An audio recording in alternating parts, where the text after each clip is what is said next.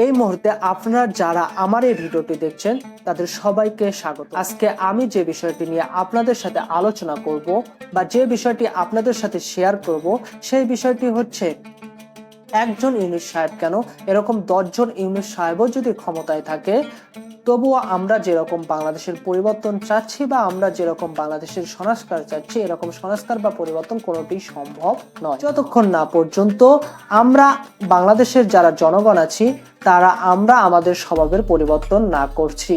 কোন স্বভাবটির পরিবর্তন করতে হবে? আমরা বাংলাদেশের যারা জনগণ রয়েছি আমাদের একটি খারাপ স্বভাব রয়েছে, সেই স্বভাবটি হচ্ছে পাঁচাটা স্বভাব। পাঁচাটা স্বভাবটি আসলে কি? দেখেন, আপনি একটা দলকে সাপোর্ট করেন, ওই দলের যে নেতা সে একটা প্লেটে করে আপনাকে পচা দুর্গন্ধযুক্ত খাবার নিয়ে এসে আপনাকে দিয়ে বলল এটা অনেক সুস্বাদু খাবার। আপনি কি করলেন?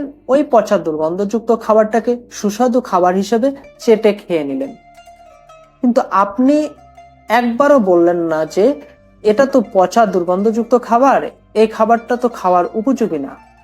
যদি আপনি এই কথাটা বলতেন তাহলে কিন্তু ওই পচা দুর্গন্ধযুক্ত খাবারটা কিন্তু আপনাকে খেতে হতো না। কিন্তু আপনি যখন এই পচা দুর্গন্ধযুক্ত খাবার সুস্বাদু খাবার হিসেবে খেয়ে নিলেন, তাহলে ওই নেতা কিন্তু আপনাকে পরবর্তীতে আবার এরকম পচা দুর্গন্ধযুক্ত খাবারই দেবে। এই যে পচা দুর্গন্ধযুক্ত খাবারকে সুস্বাদু খাবার হিসেবে নেতার কথায় আপনি খেয়ে নিলেন, এটাকেই বলা হচ্ছে পাঁচাটা স্বভাব। এরকম পাঁচাটা স্বভাবই কিন্তু আমরা যেরকম বাংলাদেশের স্বপ্ন দেখছি সেরকম বাংলাদেশ করার ক্ষেত্রে সবচেয়ে বড় বাধা।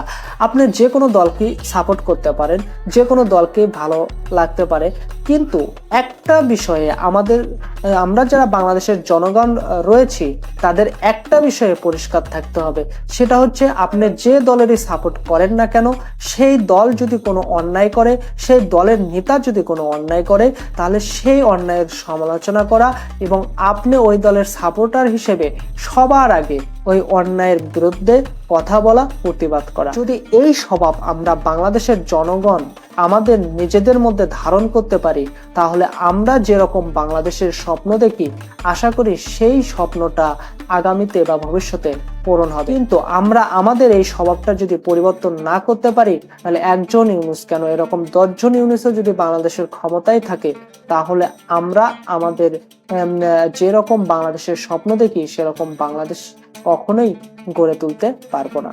আমার কথাগুলো যদি ভালো লাগে অবশ্যই লাইক বা কমেন্ট করে জানাবেন।